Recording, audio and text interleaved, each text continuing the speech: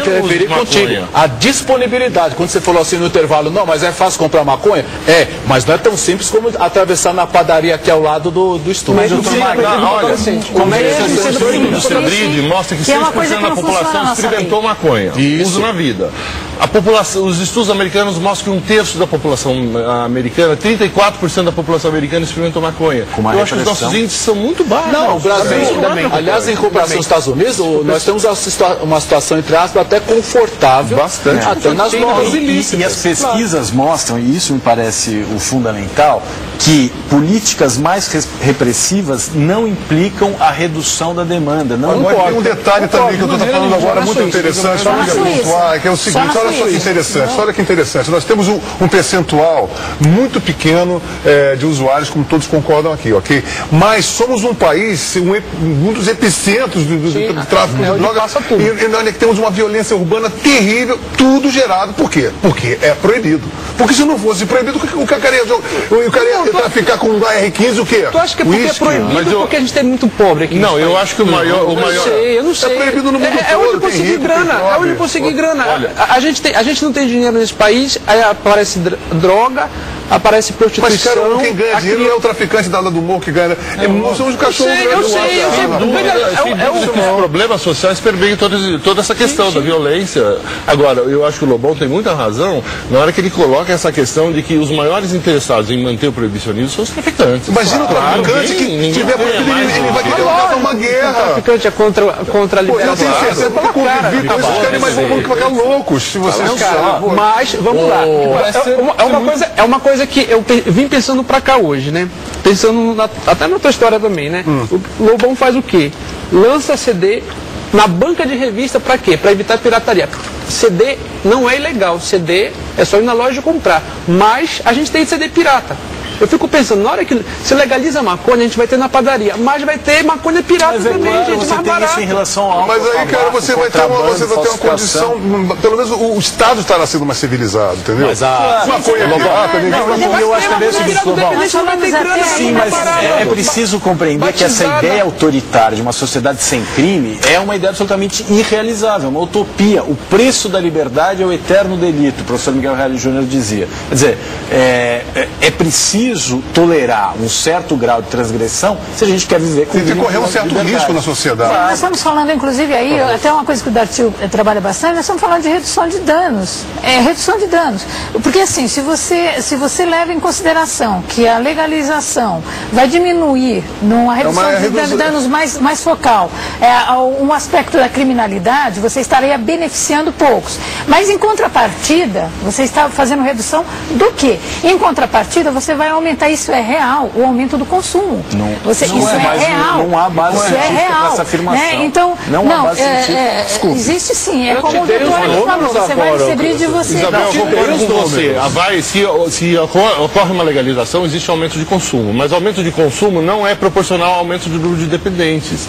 Por exemplo, na lei seca americana, tanto faz proibicionismo ou não do álcool, a porcentagem dos dependentes não se modificou, ela se manteve mais ou menos a mesma. Essa é uma não é porque você tem o maior número de usuários, você vai ter o maior número de dependentes. Mas há um aumento na violência e na criminalização é a gente vê a questão da despenalização do usuário. O usuário, seja ele usuário recreativo, ou seja ele dependente, ele não deveria ser alvo de uma sanção penal, né? Ou ele precisa de tratamento, ou ele precisa ser respeitado. Mas hoje já está praticamente despenalizado. Não há crime. Praticamente não é. Olha, gente, as sanções estão aqui no artigo 28. Deixa eu mostrar o progresso da legislação, mas ainda não, a coisa não está. A proibição da marcha da maconha é um tremendo vexame. Isso é um vexame. Vamos fechar. Você me permite? Pega mal. Você me permite hoje o que o juiz pode? Nem 8 nem 80. Eu vou ler rapidinho o que o juiz pode diante de um caso concreto, alguém preso com maconha ou cocaína para uso e consumo. O juiz pode advertir sobre os efeitos da droga. O magistrado vai dizer, olha, não faça mais isso, que negócio todo. Segundo, prestação de serviço à comunidade.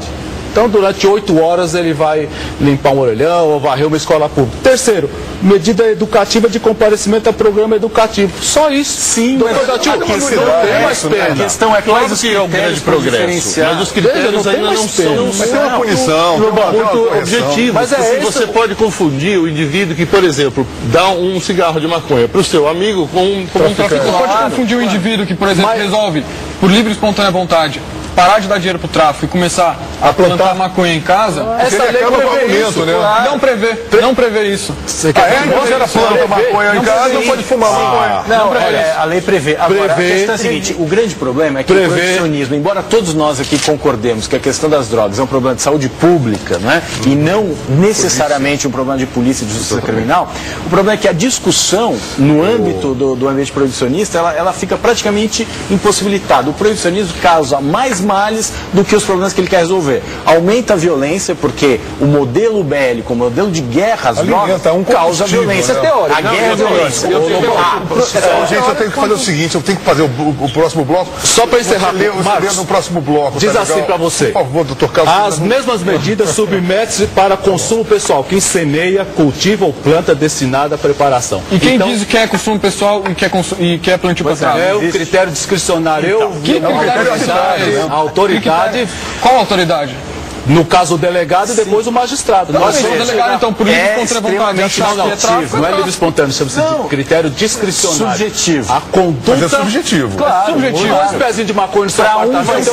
No meu apartamento talvez seja para uso, mas consumo próprio se for um negro na favela, não é. Você vende no prédio inteiro, é tráfico. Liguem, participem, que está muito quente, vocês estão vendo. Vamos para o próximo bloco, a gente continua. Ele vai ler aqui a parada. Já leu, né?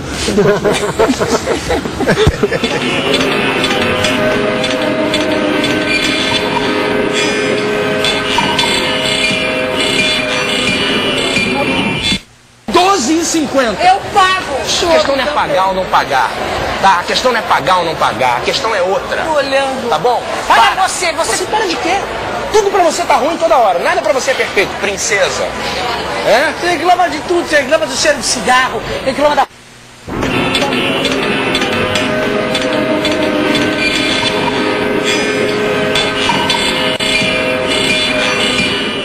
Pois é, rapaziada, estamos de volta ao MTV Debate, de volta aqui ao vivo, confabulando sobre a legalização de todas as drogas, ou não, né? E outros assuntinhos paralelos aqui.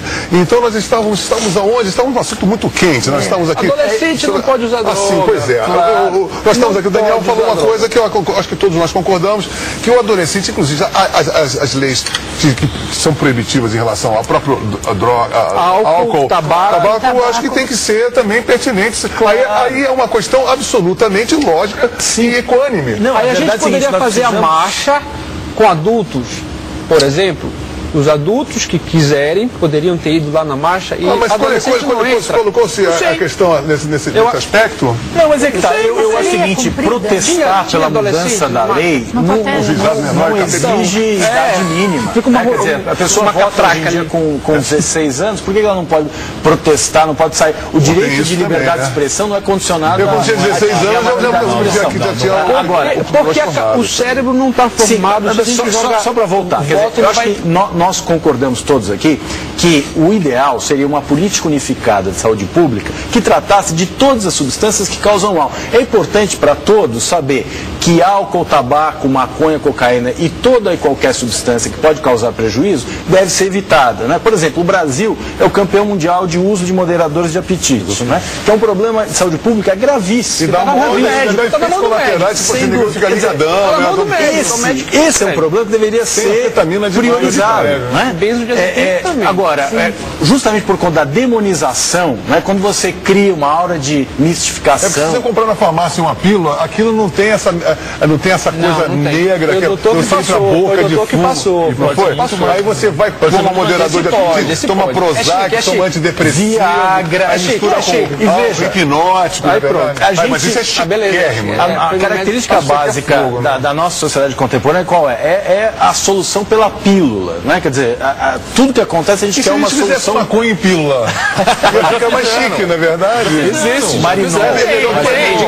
Pro pulmão até. Medicamento. É uma boa ideia, né? Como medicação tem.